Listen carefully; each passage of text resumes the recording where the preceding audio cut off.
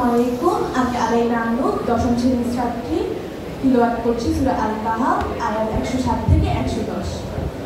আউযু বিল্লাহি মিনাশ শাইতানির রাজীম। বিসমিল্লাহির রাহমানির রাহিম।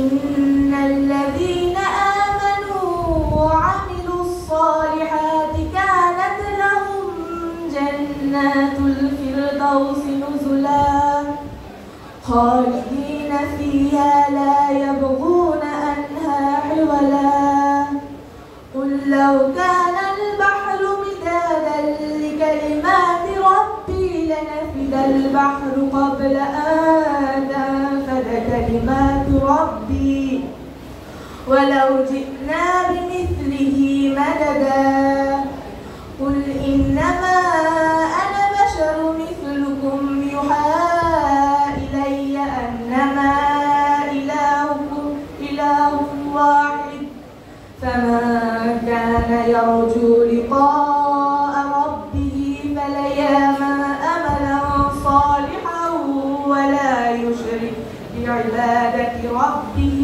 أحدا। অর্থ: পরম করুণাময় অসীম দয়ালু মহান আল্লাহ তাআলার নামে শুরু করছি।